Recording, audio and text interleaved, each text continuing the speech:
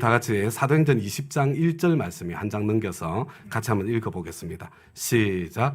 소동이 그친 뒤에 바울은 제자들을 불러오게 해서 그들을 격려한 뒤에 작별 인사를 하고 마케도니아로 떠나갔다. 여러분, 바울은 에베소에서 사역의 절정기에 있을 때에 열매를 누리고 안주하려는 그런 마음이 아니라 에베소를 떠나 예루살렘을 거쳐서 반드시 로마에까지 가서 복음을 전하고 싶다, 그런 결심을 하게 되었습니다. 마침 그때 에베소에 큰 폭동이 일어나게 되지요. 그 소동이 그친 뒤에 바울은 에베소를 떠나 마케도니아로 향하게 됩니다.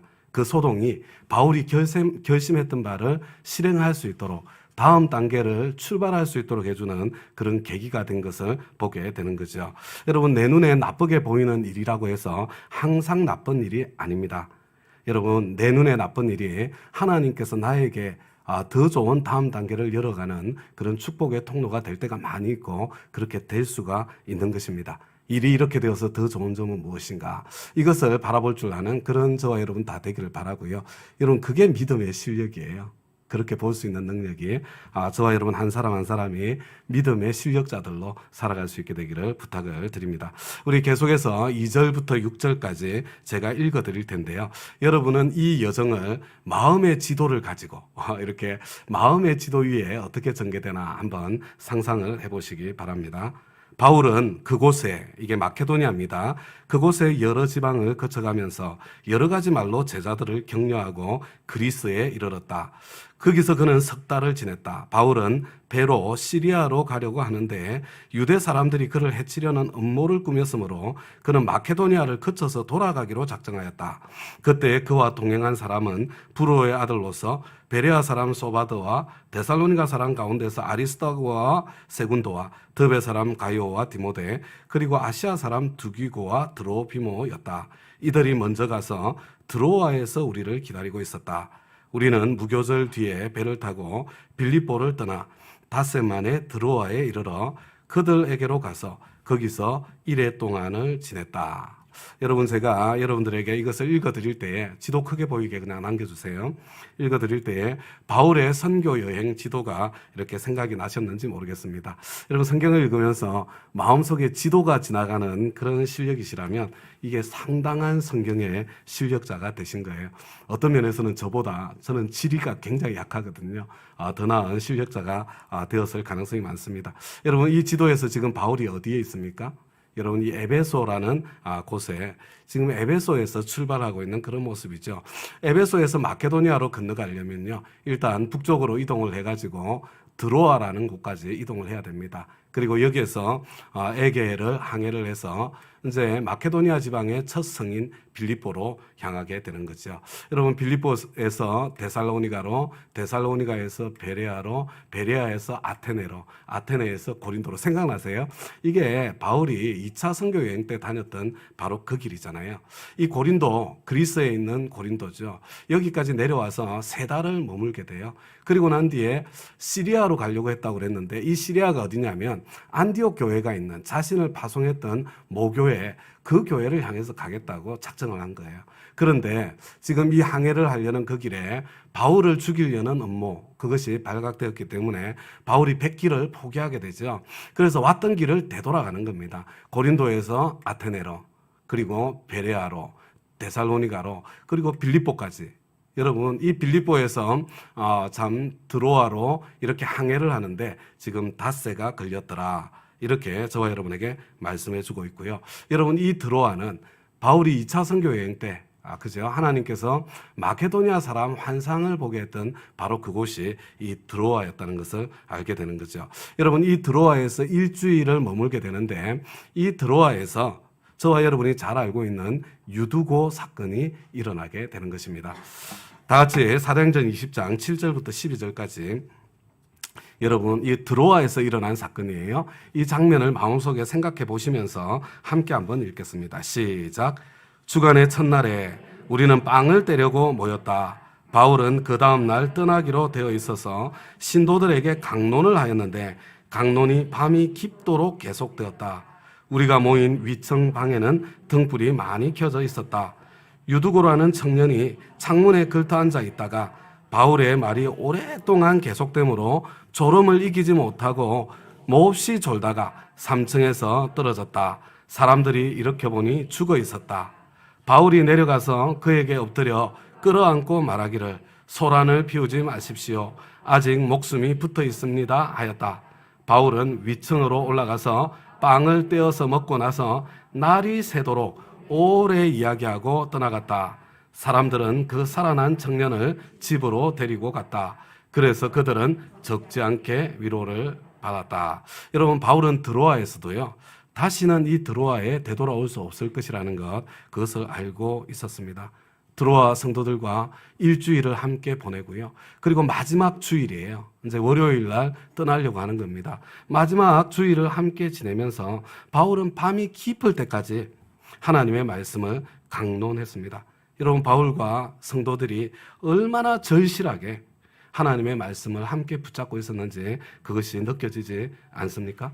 그런데 유두고라는 한 청년이 3층 창문에 그 문턱에 걸터 앉아서 설교 말씀을 듣고 있었는데 설교를 듣다가 졸다가 그냥 떨어져서 죽어버리는 그런 사건이 일어나게 되는 거죠. 유씨 집안에 큰 오점을 남긴 그런 사건이 아닌가 이렇게 생각이 되어집니다. 그러나 하나님께서는 바울을 통해서 죽은 유두고를 다시 살려내시는 기적을 베풀어 주셔서 바울과 성도들을 위로해 주십니다. 우리 하나님은 꼭 필요한 때에 기적을 베풀어 주시는 하나님이십니다. 다음 가족, 저와 여러분 인생에 기적이 필요한 자리마다 하나님의 기적이 나타나기를 우리 주님의 이름으로 축원합니다. 사실 저에게는 이 유두고 사건이 특별하게 위로가 되는 은혜의 말씀입니다. 바울이 설교를 해도 졸다가 떨어져 죽는 사람이 있는데 제가 설교를 할 때 저런 분이 있는 거야. 그게 뭐가 이상한 일이겠나 이렇게 생각을 하면서 늘 위로를 받게 되지요. 그렇지만 여러분, 아무 데서나 조시면 안 되고요. 안전한 곳에서 죽지 않을 만한 곳에서 조시기 바랍니다.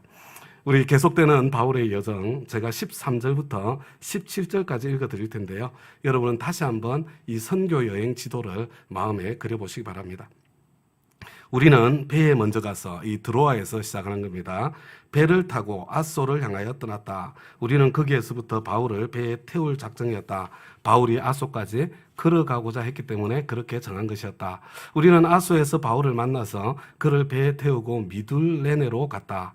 그리고 우리는 거기에서 떠나서 이튿날 기오 맞은편에 이르고 다음날 사모에 들렀다가 그 다음날 밀레도에 이르렀다. 이런 행로를 취한 것은 바울이 아시아에서 시간을 허비하지 않으려고 에베소에 들르지 않기로 작정하였기 때문이다. 그는 할 수 있는 대로 오순절까지는 예루살렘에 도착하려고 서둘렀던 것이다. 바울이 밀레도에서 에베소로 사람을 보내어 교회 장로들을 불렀다. 여러분, 이 지도에서 지금 바울이 어디에 있어요? 바울이 드로아에, 유두고 사건이 일어난 이 드로아에 있습니다. 그런데 배를 타기 위해서 이 아래쪽으로 지금 내려가야 되는 그런 과정이에요. 그런데 이 내려가는 길에 에베소가 있거든요. 바울의 참 온갖 정성이 다 담겨있는 에베소잖아요. 근데 거기에 들르면 또 얼마나 많은 집들을 찾아보고 방문해야 되겠어요? 바울이 마음은 굴뚝 같았겠지만 이 에베소를 들르지 않고 시간을 아끼기 위해서 지나쳐서 밀레도로 바로 내려간 거예요. 그리고 여기에서 지금 에베소 교인들 가운데 장로님들만 초대해서 함께 지금 시간을 보내고 있는 모습을 보게 되는 거죠. 여러분, 다 같이 사도행전 10장 36절부터 38절까지 말씀, 여기가 어디예요? 지금 밀레도에서 에베소 장로님들을 불러놓고 참 일어난 그 사건 제일 끝에 일어난 일이에요. 한번 같이 읽어보도록 하겠습니다. 시작. 바울은 말을 마치고 나서 무릎을 꿇고 그들과 함께 기도하였다. 그리고 모두 실컷 울고서 바울의 목을 끌어안고 입을 맞추었다. 그들을 가장 마음 아프게 한 것은 다시는 자기의 얼굴을 볼 수 없으리라고 한 바울의 말이었다. 그들은 배 타는 곳까지 바울을 배웅하였다. 여러분, 이 장면을 한번 상상해 보시기 바랍니다. 여러분, 어떤 느낌이 드십니까? 바울이 가는 길은 박해와 환난과 순교의 길이요. 38절 말씀에서 보시는 것처럼 에베소의 장로님들과 바울은 다시는 이 땅에서 만날 수 없을 것이라는 것. 이번에 헤어지고 난 뒤에는 바울이 순교하게 될 것이라는 것. 여러분 그것을 알고 있었습니다. 그들은 서로를 끌어안고 실컷 울었습니다. 그리고 난 뒤에 헤어지는 거예요. 그러니까 이 사도행전 20장에서 사도 바울이 에베소의 장로님들에게 남긴 메시지는 바울의 유언과도 같은 메시지다. 여러분 그냥 일반 성도님들이 아니에요. 에베소의 장로님들을 불러놓고 사도 바울 자신의 제자들이죠. 그들에게 지금 남기는 유언입니다. 여러분 이게 얼마나 중요한 내용을 지금 담고 있겠는가. 여러분 그것을 생각해 보시기 바랍니다. 이제 사도행전 20장 18절부터 35절까지 에베소 교회 장로님들을 불러서 그들에게 남긴 사도 바울의 유언과 같은 메시지, 핵심적인 내용이 무엇인지 그것을 저와 여러분이 함께 살펴보는 것으로 오늘 메시지를 우리 마무리했으면 좋겠습니다. 여러분 먼저 18절부터 21절까지 말씀을 제가 읽어드릴게요. 장로들이 오니 바울이 그들에게 말하였다. 여러분은 내가 아시아에 발을 들여놓은 첫날부터 여러분과 함께 그 모든 시간을 어떻게 지내왔는지를 잘 아십니다. 나는 겸손과 많은 눈물로 주님을 섬겼습니다. 그러는 가운데 나는 또 유대 사람들의 음모로 내게 덮친 온갖 시련을 겪었습니다. 나는 또한 유익한 것이면 빼놓지 않고 여러분에게 전하고 공중 앞에서나 각 집에서 여러분을 가르쳤습니다. 나는 유대 사람에게나 그리스 사람에게나 똑같이 회개하고 하나님께로 돌아올 것과 우리 주 예수를 믿을 것을 엄숙히 증언하였습니다. 지금 에베소 장로님들 불러놓고 지금 바울이 무슨 이야기하고 있는 것 같습니까? 에베소에서 처음부터 지금까지 자기가 어떻게 처신하며 어떻게 사역했는지를 상기시켜주고 있습니다. 그런데 여러분 왜 이런 이야기를 할까요? 지금 엄청나게 중요한 이야기를 하기 위해서 뜸을 들이고 있는 거예요. 여러분 중요하면 중요할수록 앞에 뜸을 들이게 되는 경우가 많은 거죠. 메신저가 신뢰를 잃으면 그가 전하는 메시지도 신뢰를 잃어버리고 말기 때문에 자기 자신이 얼마나 믿을 만한 사람인지 함께했던 시간을 상기시키면서 나 믿을 만한 사람이잖아. 지금 먼저 그렇게 이야기를 해주고 있는 거예요. 저와 여러분이 복음의 좋은 통로가 되려면 여러분 처신을 잘해야 됩니다. 저와 여러분이 어떻게 처신하느냐에 따라 복음의 신뢰도가 달라집니다. 여러분 목사님과 관계가 좋으면 설교 말씀의 은혜를 받게 되잖아요. 그렇지만 목사님이 마음에 들지 않고 싫고 그다음에 목사님이 좀 이렇게 믿음이 가지 않으면 어떤 설교를 해도 마음이 다치게 되어 있지 않던가요? 여러분 혹시 하나님께서 이 우리 다운교회 설교자로 세워주신 저에 대해서 섭섭한 마음이나 아니면 불신하는 마음이 이렇게 내 마음속에 생기시는 그런 분들이 계시다면 여러분 저를 위해서가 아니라 여러분 자신을 위해서 적극적으로 그 문제를 해결해 주시기를 부탁을, 작은 문제라도 생기면 그것을 해결해 주시기를 부탁드립니다. 여러분 저한테 직접 이야기하기가 힘드시면요, 여러분 본당 올라오는 길에 소통 박스 하나 있잖아요.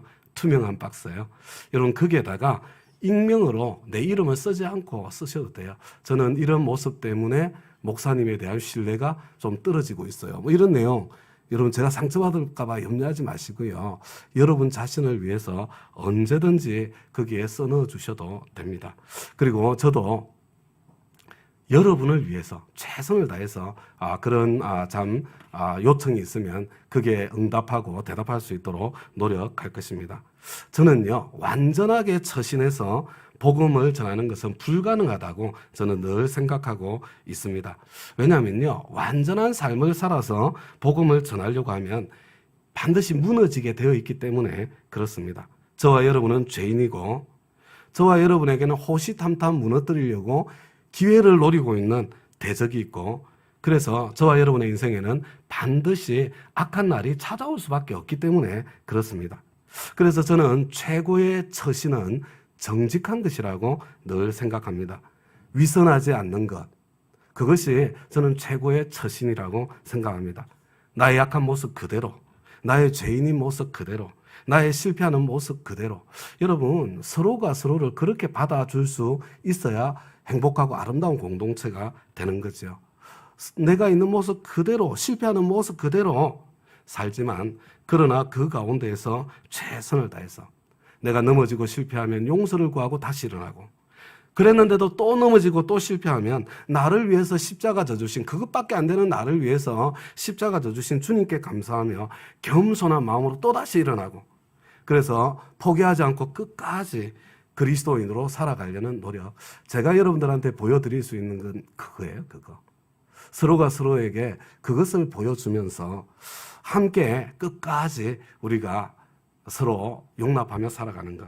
그것이 그리스도인들이 보여줄 수 있는 최고의 처신 아닐까요? 다음 가족 여러분, 어떤 대단한 사람을 알고 계세요? 아, 저 사람 정말 대단한 사람이야. 그런 이야기를 저도 가끔 하기도 하고 또 그렇게 말씀하시는 경우를 가끔 듣기도 합니다. 그런데 다음 가족 여러분, 그것은요, 거의 대부분의 경우 오해이거나 내가 만들어낸 환상입니다. 여러분, 세상에 그렇게 대단한 사람 여러분 거의 없습니다. 여러분, 무엇인가 어떤 사람에게 야, 저거 엄청 대단한데 여러분 그런 측면이 있다면 바로 그 대단한 것 때문에 생기는 그림자가 반드시 있기 마련입니다. 그리고요, 여러분, 언젠가는 나의 이 대단한 것 때문에 져 있는 그림자 때문에 언젠가는 나의 환상이 깨지기 마련입니다. 여러분, 제가 목회를 하면서 목사님에 대한 환상을 가진 분들을 가끔 만나게 되는데요. 저는 그런 분들이 얼마나 부담스러운지 몰라요. 왜냐하면 멀지 않아서 저에 대한 환상도 깨지게 될 텐데 그때 뒷감당이 안 되는 거예요. 다음 가족 여러분, 저를 포함해서요, 목사님들에 대해서 어떤 사람에 대해서도 환상을 갖지 마시기 바랍니다. 여러분, 그것은 거의 다 오해입니다. 제가 여러분들보다 목사님들의 진짜 세계를 훨씬 더 많이 잘 알고 있거든요. 여러분, 대단하시다는 분들도 많이 알고 있습니다. 근데 여러분, 세상에 별 사람 없어요. 제가 평상시에는 그놈이다 이렇게 말씀을 드리는데 목사님들한테는 그렇게 못하겠네, 그죠?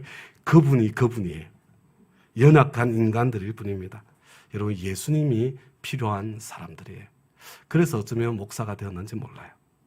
여러분, 인간에 대한 환상은요, 그 인간이 누구든지 간에 언제나 실망으로 끝나게 마련입니다. 사도 바울이 계속해서 이어서 말합니다.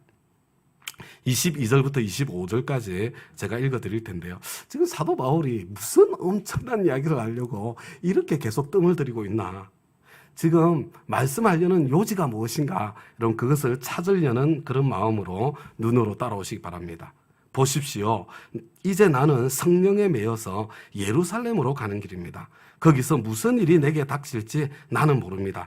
다만 내가 아는 것은 성령이 내게 알려주시는 것뿐인데 어느 도시에든지 투옥과 환란이 나를 기다리고 있다는 것입니다. 그러나 내가 나의 달려갈 길을 다 달리고 주 예수께 받은 사명, 곧 하나님의 은혜의 복음을 증언하는 일을 다 하기만 하면 나는 내 목숨이 조금도 아깝지 않습니다. 나는 여러분 가운데로 들어가서 그 나라를 선포하였습니다. 그런데 이제 나는 여러분 모두가 내 얼굴을 다시는 보지 못하려는 것을 알고 있습니다. 아직 진짜 이야기가 안 나온 것 같아요. 나는 지금 성령님의 지휘를 따라 예루살렘을 향해서 가고 있는데 거기서 무슨 일을 만날지 알지 못합니다. 성령님께서 반복해서 나에게 결박과 환란이 나를 기다리고 있다고 말씀하시는데 나는 지금 순교까지 각오하고 떠나는 길입니다.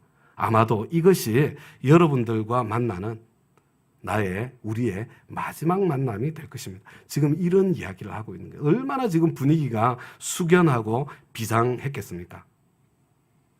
여러분, 지금 여기까지 이야기하고 난 뒤에 지금 이어서 하는 내용, 어떤 내용이겠습니까?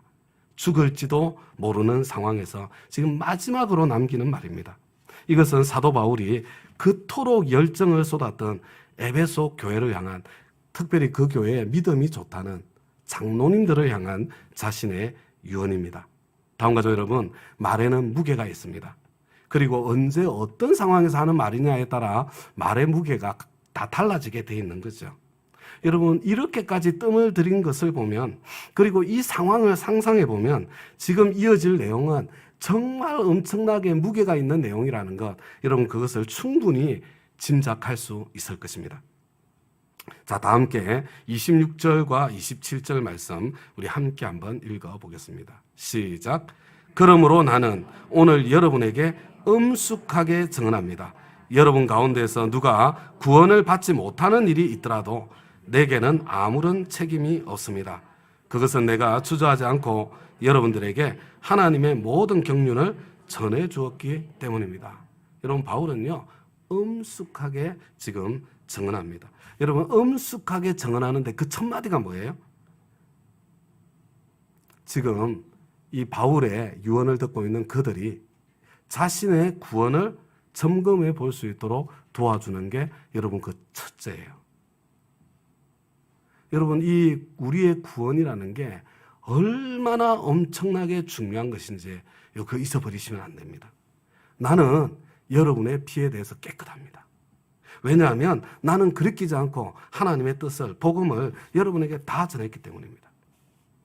다음 가족 여러분, 생명의 복음, 구원의 복음을 먼저 받은 사람이 내 주위의 소중한 사람들에게 복음을 전하지 않는다면 그 사람의 피에 대해서 나에게 책임이 있다는 것입니다.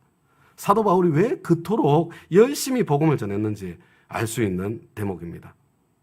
저 역시 이 자리에 앉아 있는 여러분들 모두에 대해서, 여러분들 모두의 피에 대해서 저는 깨끗합니다. 저는 그리키지 않고 부활의 복음을 여러분들에게 전했기 때문입니다. 저는 설교를 통해서 반복해서 전해왔습니다. 생명의 삶을 통해서 반복해서 전하고 있습니다. 예수님 영접 모임을 통해서 계속해서 전해드리고 여러분을 초대하고 있기 때문입니다. 여러분 어제도 예수님 영접 모임이 있었는데요. 제가 늘 같은 내용을 전하니까 같은 내용인데 이렇게 생각하시는 분들이 있으실는지 모르겠는데요. 여러분 예수님 영접 모임 2시간 하잖아요. 제가 이거 한 번 하고 나면요. 저는 진이 다 빠져요. 예수님 영접 모임 하고 난 뒤에 한 2시간 정도는 제가 쉬어야 다른 일을 할 수가 있습니다. 그만큼 에너지를 담아서, 왜냐하면 한 사람의 구원에 대한 이야기니까 나누고 또 나누는 거예요. 다음 가족 여러분, 여러분들이 여러분들 주위에 있는 분들의 피에 대해서 깨끗하기 위해서 직접 복음을 전하지 않으셔도 돼요. 여러분 목장에 초대해서 열심히 사랑하며 교제하며 그렇게 섬기며 지내시다가 생명의 삶 수강할 수 있도록 도와주시면 돼요. 그러면 첫 4주, 경우에 따라서는 5주, 6주까지 복음을 전하는 거예요. 생명의 삶이. 여러분 예수님 영접 모임에 참석할 수 있도록 여러분 예수님 영접 모임에 이렇게 초대해 주시는 것으로 여러분의 역할은 충분합니다. 그러면 제가 제 힘을 다해서 그분들에게 복음을 전해드리게 될 거예요. 여러분들이 충분히 노력했는데도 여러분의 그 초대와 부탁을 거절했다면 그것은 그분의 책임이지 더 이상 여러분의 책임은 아닙니다.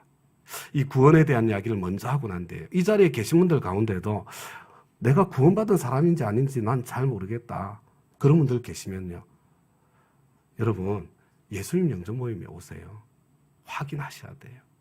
사도 바울이 얼마나 중요하면 그렇게까지 뜸을 들이고 첫 마디가 구원에 대한 이야기겠습니까? 사도 바울이 이어서 계속 말씀합니다. 우리 28절 말씀 한 목소리로 함께 한번 읽어보겠습니다. 시작.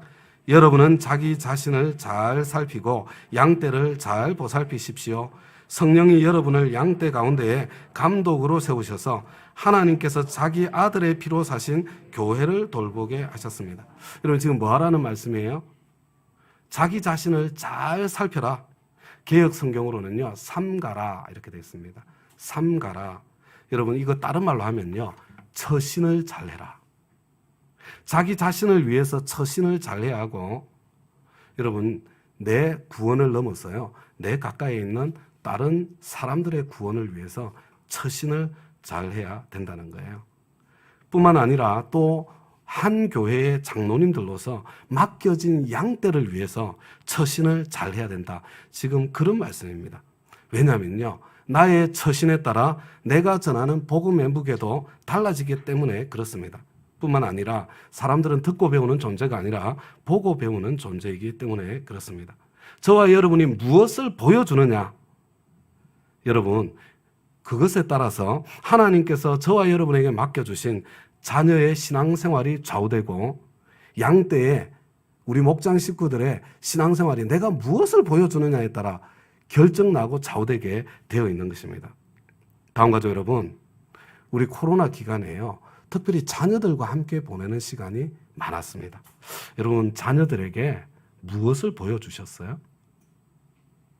여러분, 의도하셨든지 의도하지 않으셨든지 여러분 그것을 보여서 가르쳐 주신 거예요. 위드 코로나가 시작된 이 시점에 특별히 저와 여러분의 예배를 점검해 볼 수 있기를 부탁을 드립니다. 여러분, 예수님 오시기 전에 구약시대에는요, 모든 예배에는 예배의 중심에 제물이 있었어요. 신약시대의 예배의 중심에는요, 예수님 십자가 은혜에 감사하는 희생이, 원래 제물은 희생을 이야기하는 거거든요. 여러분, 예수님 은혜에 감사하는 희생이 담겨 있어야 그 희생의 크기가 비로소 예배의 깊이가 되는 것입니다. 여러분, 유튜브 영상 예배가 더 편하다고? 나의 편함을 위해서 스크린 앞에 앉아 있는 것이라면, 물론 여러분, 이웃을 배려해서 아니면 직장 동료들을 배려해서 여러분 어쩔 수 없이 내가 스크린 앞에서 지금 위드 코로나라도요, 그런 상황 속에 예배를 드릴 수 있어요. 그러나 만약에 그렇다면요, 여러분 예배에 대한 희생은 들어가야 돼요. 그죠? 30분 전에 예배 드릴 준비를 시작해가지고 말끔하게 옷을 차려입고 양말도 제대로 신고, 그리고 10분 전부터 기도하면서 준비하다가 여러분 이 영상 예배도 참여하는 게 정상이잖아요. 그런데 여러분 그런 게 아니라 나의 편함을 위해서 스크린 앞에 앉아있는 그런 상태라면, 지금 이 자리에 있다고 하더라도 지금 스크린 앞에 앉아 계신 분들에게 말씀드리는 거예요.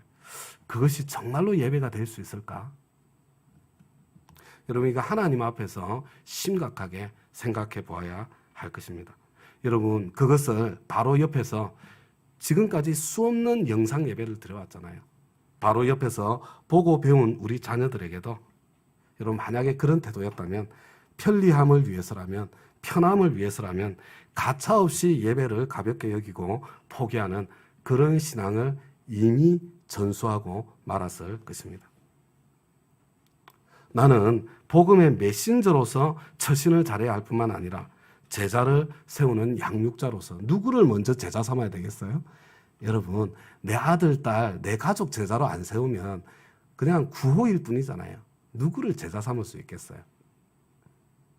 제자를 세우는 양육자로서도 저와 여러분은 처신을 잘해야 할 것입니다. 그런데 저와 여러분에게는요, 정말 어려운 힘든 문제가 있습니다. 우리 이어지는 말씀 29절부터 32절까지 말씀 우리 함께 한 목소리로 읽겠습니다. 시작. 내가 떠난 뒤에 싸나운 이리들이 여러분 가운데로 들어와서 양떼를 마구 헤아리라는 것을 나는 압니다. 바로 여러분 가운데서도 제자들을 이탈시켜서 자기를 따르게 하려고 어그러진 것을 말하는 사람들이 나타날 것입니다. 그러므로 여러분은 깨어 있어서 내가 3년 동안 밤낮 쉬지 않고 각 사람을 눈물로 훈계하던 것을 기억하십시오. 나는 이제 하나님과 그의 은혜로운 말씀에 여러분을 맡깁니다. 하나님의 말씀은 여러분을 튼튼히 세울 수 있고 거룩하게 된 모든 사람들 가운데에서 여러분으로 하여금 유업을 차지하게 할 수 있습니다. 여러분, 저와 여러분에게 무슨 문제가 있나요? 교회를 무너뜨리려는 사탄의 지속적인 유혹과 공격이 있을 것입니다. 여러분, 지금 사도 바울 앞에 있는 사람들은 장로님들이에요. 그런데 사도 바울 앞에 있는 에베소의 장로님들 가운데서도 사탄의 공격에 무너져서 자기 세력을 키우려고, 자기 영향력을 확대하려고, 성도님들을 자기 사람으로 만들려고 수작을 부리는 사람들이 생겨나게 될 것이라는 사실입니다. 장로님들조차도 마귀의 유혹에 무너지고 넘어지게 될 거라는 바로 그 이야기를 하고 있는 거예요. 여러분, 이거 다른 말로 하면요, 저와 여러분 자신을 믿을 수 없다는 것입니다. 다음 가정 여러분, 나는 절대로 그런 사람이 아니야. 저도 가끔가다 제 입에서 그런 말이 툭 튀어나올 때가 있는데 그럼 제가 놀래요. 나는 절대로 그런 사람이 아니야. 여러분, 그것은요, 절대적인 착각이고 절대적인 교만입니다. 천하의 다윗도 무너져 내렸는데 예수님을 직접 만나고 예수님을 직접 따라다닌 베드로도 무너져 내렸는데 저와 여러분 같은 사람이 무슨 대단한 통뼈라고 여러분 안 무너져 내릴 거다. 나는 절대로 그렇지 않을 거야. 그렇게 말할 수 있겠습니까? 저와 여러분은 그리고 이 세상의 어떤 사람도 절대로 믿을 수 있는 대상이 되지 못합니다. 여러분 인간이라는 존재는요. 사랑으로 믿어주어야 될 대상이지 여러분 믿어주는 거예요. 믿을만 해서가 아니라 이게 사랑이거든요. 여러분 인간은 내 사랑 때문에 믿어주어야 될 대상이지 결코 믿을 대상은 못 되는 거예요. 예외가 없습니다. 잠깐만 한눈 팔면 언제 어떤 나락으로 떨어질지 알지 못하는 연약한 존재가 바로 저와 여러분인 것입니다. 31절에 그러므로 그렇기 때문에 저와 여러분이 연약한 존재이기 때문에요. 저와 여러분은 깨어 있어서 사도 바울이 밤낮으로 훈계하며 가르쳤던 하나님의 말씀에 붙어 있어야 한다는 것입니다. 너희들 자신을 믿지 마라. 교만하지 마라. 하나님의 말씀에 끝까지 붙어 있어라. 내가 3년이나 밤낮으로 쉬지 않고 눈물로 한 사람 한 사람 가르치고 훈계했던 그 말씀을 붙잡아라. 다음 가족 여러분, 이게 사도 바울이 정말로 하고 싶은 유언이고 고별사예요. 에베소의 장로들에게 너희들 자신을 믿지 마라. 교만하지 마라. 하나님의 말씀을 붙잡아라. 내가 3년이나 밤낮으로 쉬지 않고 눈물로 한 사람 한 사람을 가르치고 훈계했던 그 말씀을 붙잡아라. 내가 지금 너희를 하나님과 하나님의 은혜의 말씀께 맡긴다. 사도 바울이 여러분 마지막으로 쓴 편지가 디모데 후서예요. 디모데후서 제일 마지막에 그러니까 4장 9절부터거든요. 나이 들어서 늙은 사도 바울입니다. 로마 감옥에서 지금 믿음의 아들인 디모데에게 지금 부탁하는 그런 내용이 나와 있는데요. 우리 한 장 넘겨서 디모데후서 4장 9절과 13절을 함께 한번 읽어보겠습니다. 시작. 그대는 속히 나에게로 오십시오. 그대가 올 때에 내가 드로아에 있는 가보의 집에 두고 온 외투를 가져오고 또 책들은 특히 양피지에 쓴 것들을 가져오십시오. 여러분 아마도 날씨가 추웠던 것 같습니다. 그 추운 날씨에 지금 감옥에서 옥살이를 하고 있는 복음 때문에 갇혀있는 바울이에요. 그래서 어서 와라. 좀 빨리 와다오. 네, 뭘 부탁을 해요?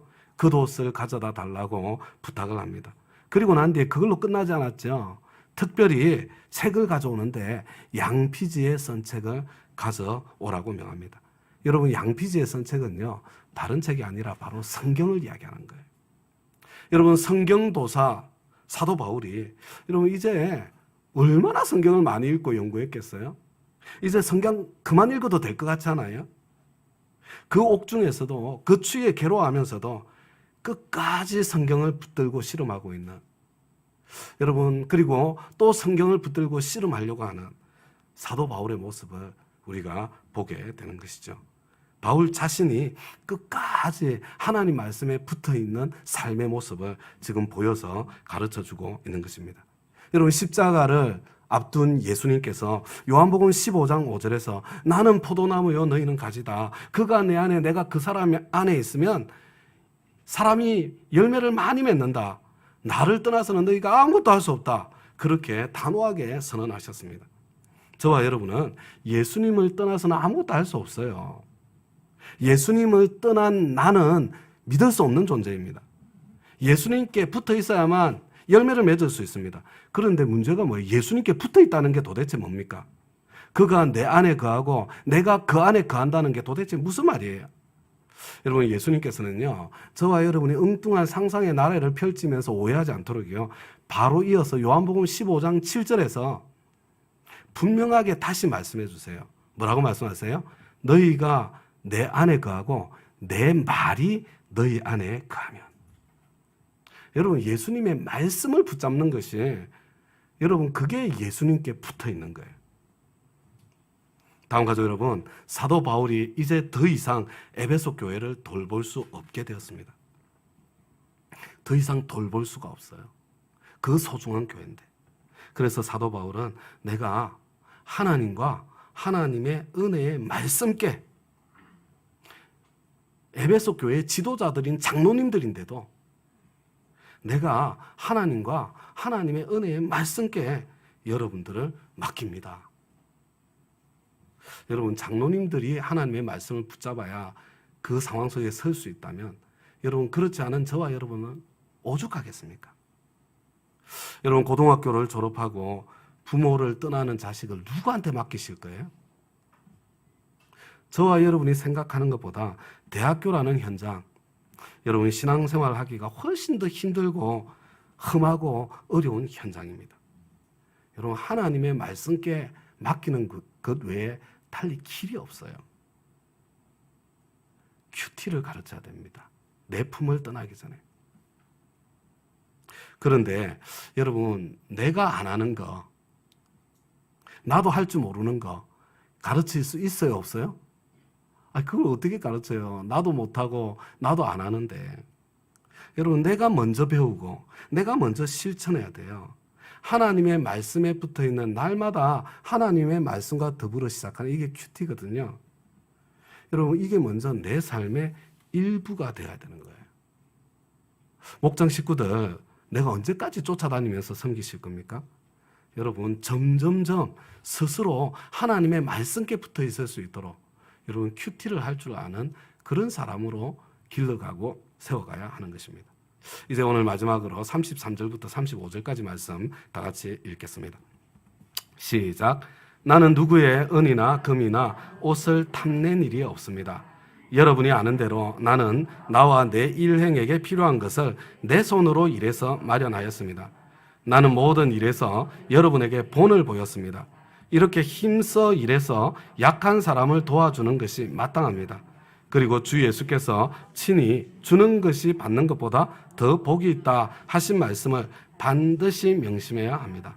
여러분, 바울이 마지막으로 한마디를 더 붙여요. 근데 더 붙이는 내용이 뭐예요? 자기 자신의 처신에 대해서 다시 또 이야기를 하는 거예요. 근데 어떤 처신이요?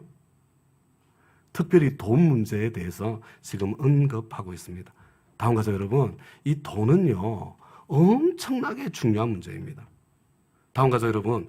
에베소에서 일어났던 폭동의 원인이 무엇이었어요? 여러분, 궁극적으로 돈 문제 때문에 일어난 폭동이었습니다. 지금까지 바울이 가는 곳마다 가는 곳에서 폭동이 일어난 적이 몇 번 있는데요. 표면적으로는 다른 명분이 있었어도 궁극적으로는 다 돈 문제였어요. 돈 문제는 절대로 작은 문제가 아닙니다. 우리는 하나님과 돈을 겸해서 섬길 수가 없습니다.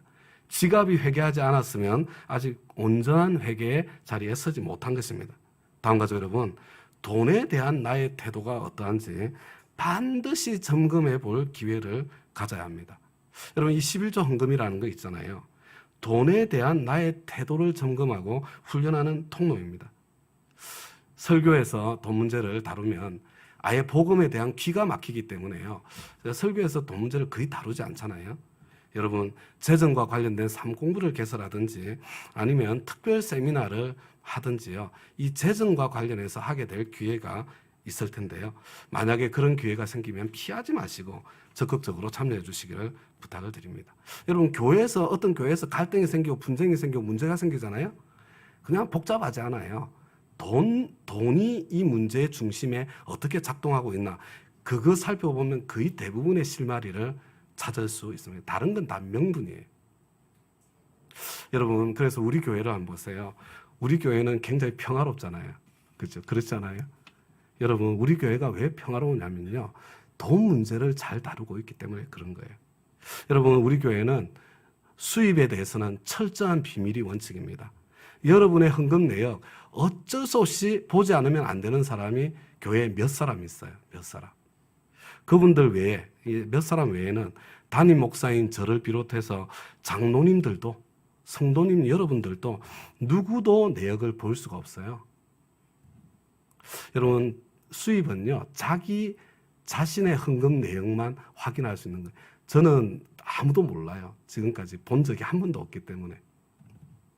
사람의 시선 앞에서가 아니라 하나님의 시선 앞에서 돈에 대한 태도를 정립할 수 있도록 도와드리려는 노력 가운데 하나예요.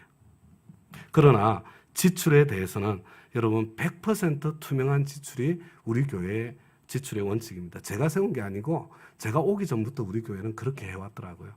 너무나도 귀한 모습이죠. 여러분 혹시 돈 문제와 관련해서 내가 교회에 대해서 좀 불신의 마음이 뭐 이런 거 아니야 저런 거 아니야 뭐 이런 신뢰가 떨어지는 그런 마음이 생기신다면요, 여러분 혼자 소설 쓰지 마시고요, 혼자 고민하지 마시고 그냥 언제든지 사무실에 가서 물어보시면 돼요. 그리고 내역을 열어서 확인하시면 됩니다. 이제 오늘 설교를 마무리하겠습니다. 목숨을 걸고 예루살렘을 향하는 바울, 그죠? 에베소 교회 지도자들과 마지막 만남의 시간을 갖고 있는 이 사도 바울의 말은 에베소 교회를 향한, 특히 장로님들을 향한 유언과도 같은 메시지입니다. 여러분 그 메시지의 핵심이 무엇이었어요? 여러분 첫 번째는요, 그들의 구원을 다시 확인하는 것이었습니다. 나는 여러분이 구원받지 못해도 책임이 없다는 것입니다. 주저하지 않고 복음을 전해주었기 때문입니다. 나와 가까이에 있는 사람이 구원받지 못한다면 그것은 내 책임이 될 수 있습니다. 내가 복음을 전하지 않았다면 내 책임이 되는 것입니다. 여러분 내가 직접 복음 전하기 힘들면 최소한 예수님 영접 모임에 데리고 오는 것까지는 할 수 있잖아요. 그렇죠? 여러분 여기에 더해서 이 구원과 관련해서 처신의 문제가 함께 연결되어 있는 거예요. 다른 사람의 구원을 위해서 나의 처신을 잘해야 된다는, 특별히 돈의 영역에서 처신을 잘하라고. 이게 여러분 지금 이야기하고 있는 뭐 돈의 영역이 직장 생활하고 연결되어 있는 거예요. 오늘은 그게 초점이 아니기 때문에 제가 더 안 다루는 거고요. 다음에 다룰 기회가 있으면 다루도록 하겠습니다. 이게 첫 번째고요. 둘째는요, 그들을 하나님의 말씀께 맡긴다는 것입니다. 사실은 바로 이것이 바울의 유언의 핵심입니다. 나는 이제 하나님과 그의 은혜로운 말씀께 여러분을 맡깁니다. 여러분 이제가 어떤 때예요? 수많은 물리적인 공격, 영적인 공격이 에베소 교회를 향하고 있는데 사도 바울 자신이 더 이상 아무것도 해줄 수 없는 그 상태. 저와 여러분도 때때로 이런 상태를 만나지 않습니까? 내 자신이 아무 곳으로부터 영적인 도움을 받을 수 없는 그런 상태가 때때로 찾아오지요. 뿐만 아니라 우리 육신의 자녀들과 영적인 자녀들이 나의 영향력과 나의 울타리 밖으로 떠나게 될 날이, 그죠? 반드시 찾아오지 않습니까? 여러분, 저와 여러분이 우리 자녀들에게 무엇을 해줄 수 있겠습니까? 하나님의 말씀, 은혜의 말씀을 붙잡아야 됩니다. 말씀이 기준이 되고 말씀이 거울이 되어야 됩니다. 스스로 말씀을 섭취하고 해석할 수 있는 능력을 배양해야 됩니다. 여러분 이 혼탁한 마지막 때에 저와 여러분이 붙잡아야 되는 것, 붙잡을 수 있는 것, 다른 것이 아니라 바로 하나님의 말씀입니다. 그런데 제가 여러분들한테 말씀드리고 싶은 게 뭐냐면요, 확신의 삶 1대1. 여러분 또 확신의 삶 1대1이야? 뭐 그런 분들이 이 자리에 계실 수 있는데요. 여러분 제가 또 확신의 삶 1대1을 말씀드리는 게 문제가 아니고요. 제가 이렇게 또 말씀드리고 또 말씀드렸는데 아직도 꿈쩍도 하지 않고 있으신, 만약에 그런 분들이 계시다면, 여러분 그런 분들이 또 확신의 삶에 이렇게 나오시는 분들은 그런 분들이거든요. 여러분 제가 이렇게까지 강조해서 이야기를 해도 여전히 꿈쩍도 하지 않고 있으신 그분이 문제의 중심에 서 있는 거예요. 여러분 확신의 삶 1대1은요, 우리 육신의 자녀, 영적인 자녀들이 하나님의 말씀을 스스로 붙잡고 살아갈 수 있도록 도와주는 성경 공부예요. 여러분 확신의 삶 1대1 좀 시작해 주세요. 그리고 그냥 해치우는 거 말고요, 원래 목적대로 열매가 맺힐 때까지 반복해 주시기를 부탁드립니다. 여러분 확신의 삶을 하면서 하는 게 두 가지예요. 여러분 첫 번째는 뭐냐면요, 성경 말씀을 사이에 두고 여러분 우리 아들, 딸과 개인적으로, 우리 목장 식구들과 개인적으로 교제하는 시간이에요. 여러분 언제 한번 그거 해보겠어요? 여러분 하나님의 말씀을 사이에 두고 한번 해보시기 바랍니다. 전혀 새로운 관계가 열리게 될 거예요. 그리고 둘째로요, 이게 더 중요한 거죠, 그렇죠? 신앙의 기본기 QT를 가르치고 전수하는 것입니다. 여러분 할 수 없는 핑계를 찾지 마시고요, 할 수 없는 이유를 찾으시면 못하는 거예요. 해야 되겠다, 어떻게 하면 할 수 있을까? 여러분 할 수 있는 방법을 기도하시면서 찾아보시기 바랍니다. 확신의 삶 인도해 볼 대상이 없으세요? 그러면 부부가 함께 하시면 돼요. 하루는 남편이 이렇게 인도자가 되고 다음은 아내가 인도자가 되고 얼마든지 할 수 있지 않습니까?